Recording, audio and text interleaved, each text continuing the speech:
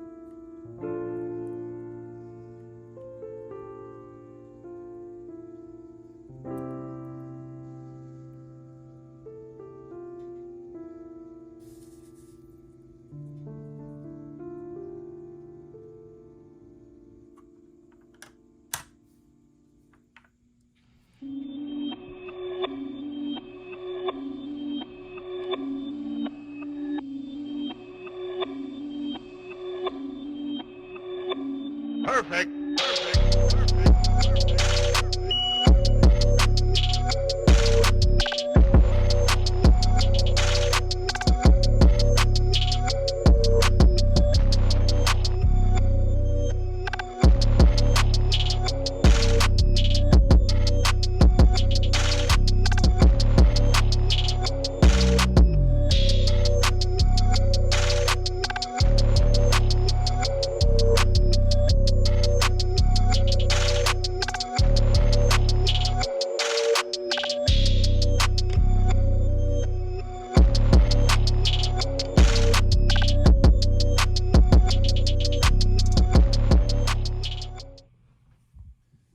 Now let's talk about a few things that I did to this model. Let's take the hood off. Starting here, I cut the battery just where the end of the battery would go so that the line would be sharp. And I did the same thing over here for the coolant bottles. The rest of the engine bay is all box stock. The chassis is factory overspray with gray primer through the middle. I wasn't so worried about the big hole. Being that this is box stock, I didn't want to fix all that. I did cut the exhaust away from the rear end, just painted it all black, put a couple of little spots for the bolt heads. I drilled out the exhaust tips and hollowed out the insides, make those look a little better. I bare metal foiled before I did the paint, and then rubbed off the paint to leave the bare metal foil behind for the words Plymouth. That's from the kit decal. This is a Mopar Nationals window sticker. If you look real close, you can read it, Mopar Nationals. It's kind of neat. It was pink. That's in the original issue AAR CUDA kit on the decal sheet. There's some last detail decals on the here and here that didn't come in this kit, as well as here on the radiator support. It is a true bench seat, split bench seat. I cut the seat right down the middle. These Roadrunner decals here are from Keith Marks.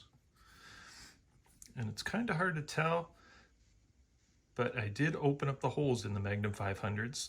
That's chrome paint, which actually looks more like a brushed or a polished aluminum or brushed steel. So it's actually a good sheen for that. I painted the wheels chrome and then brush painted the black and then cleaned it all up with a Q-tip. So it's nice and clean. This is 2K urethane clear. Polished it out like crazy. Man. Oh, the door handles. I actually drilled tiny holes in the door handles and then opened up the inner part so that it actually looked like a door handle. In hindsight, I probably should have cut those off and then hogged them out and then glued them back on later on. This is bare metal foil around the window, but this quarter window is chrome paint. You can barely tell the difference between the two sheens, and it was a lot easier and a lot cleaner. The headliner is white, as you can see. Yeah, it's just a nice, clean box stock build. Oh, and I did mask and paint the stripes on the hood with the in the cowl area, so it's nice and clean. The grill is just painted all black, and then I used a Q-tip to take off the excess around where the chrome trim should be. And it actually still says Plymouth. Thanks everyone for watching, and hit the subscribe button and you'll see the next project I'm working on. You still here? Go ahead and watch the next video. Hit the subscribe button.